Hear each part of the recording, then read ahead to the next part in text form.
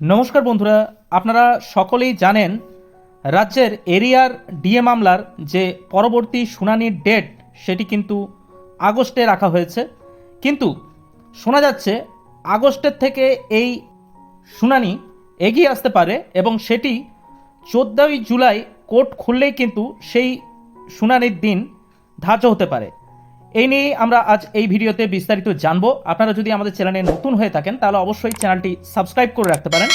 DA মামলা সংক্রান্ত যে কোনো খবরের আপডেট পেতে অবশ্যই আপনারা চ্যানেলটি সাবস্ক্রাইব করে রাখবেন। পশ্চিমবঙ্গ সরকার কর্মচারীদের 25% বকেয়া মহার্ঘ ভাতা বা ডিএ মামলার এক নতুন মোড় দেখা দিয়েছে। রাজ্য সরকারের বিরুদ্ধে আদালত অবমাননার মামলা দায়ের করা হয়েছে দেশের সর্বোচ্চ আদালত অর্থাৎ সুপ্রিম কোর্টে।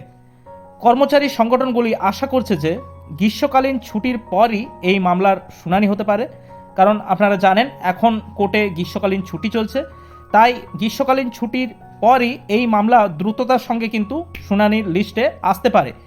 এই বিষয়টি নিয়ে confederation of state government employees সাধারণ সম্পাদক মলয় মুখোপাধ্যায় বলেছেন এবং মামলার বর্তমান যে অবস্থা সেই সম্পর্কে তিনি বিস্তারিত জানিয়েছেন। আবেদনকারীর আইনজীবী ফিরদৌস শামীম 26 তারিখের রাতে রাজ্যের মুখ্য সচিব এবং অর্থ সচিবকে নির্দিষ্টভাবে সতর্ক করে দিয়েছেন 27 তারিখের মধ্যে বকেয়া ডিএ মেটানোর ব্যবস্থা না করলে কোর্টে যে আদালত অবমাননার মামলা করা হবে সেই বিষয়ে তাদেরকে জানানো হয়েছিল। এই আবেদনটি ইমেলের মাধ্যমে ওই দিন নবান্নে পাঠানো হয়েছিল। নির্দিষ্ট সময়সীমার মধ্যে রাজ্য সরকার কোনো পদক্ষেপ না নেওয়ায় অবশেষে সুপ্রিম কোর্টের কাছে আদালত অবমাননার পিটিশন দায়ের করা হয়েছে। বিচারপতি সঞ্জয় কোরালের বেঞ্চে এই মামলাটি রিজার্ভ হয়েছে এবং 14ই জুলাই সুপ্রিম কোর্ট পুনরায় খোলার সাথে সাথেই আইনজীবীরা এই মামলার উল্লেখ করে কন্টেম্পট পিটিশনারে শুনানি শুরু করার চেষ্টা করবেন বলে এমনটাই কিন্তু জানা যাচ্ছে।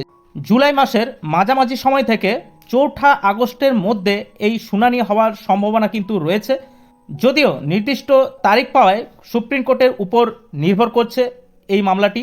তবে 4 আগস্ট এই মামলার শুনানি হবে বলে এমনটাই কিন্তু নিশ্চিত করা হয়েছে। তবে আদালত অবমাননার মামলার শুনানি আরও এগিয়ে আসতে পারে এমনটাই কিন্তু আশা করা যাচ্ছে। পশ্চিমবঙ্গ সরকারি কর্মচারীদের দীর্ঘদিন ধরেই তাদের প্রাপ্য যে বকেয়া ডিএ সেটির জন্য লড়াই করছে। এই নতুন আইনি পদক্ষেপ তাদের মধ্যে নতুন আশার সঞ্চার হয়েছে। সুপ্রিম কোর্টের হস্তক্ষেপে রাজ্য সরকার অবশেষে তাদের দাবি মেনে নেবেন এবং বকেয়া ডিএ পরিশোধ করবেন।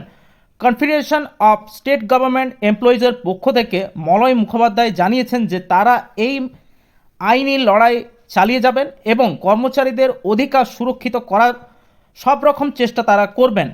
এখন দেখার বিষয় আগামী দিনে এই মামলাটির কোন দিকে গড়ায় এবং কবে রাজ্য সরকারি কর্মচারীদের প্রাপ্য যে বকেয়া ডিএ সেটি কবে ফিরে পান। এই মামলার যে আপডেট সেই নিয়ে আমরা অবশ্যই আপনাদের কাছে তুলে ধরব। আপনারা চাইলে আমাদের চ্যানেলটি আপনারা সাবস্ক্রাইব করে রাখতে পারেন। আজ এই পর্যন্তই, দেখা হবে পরের ভিডিওতে। ধন্যবাদ।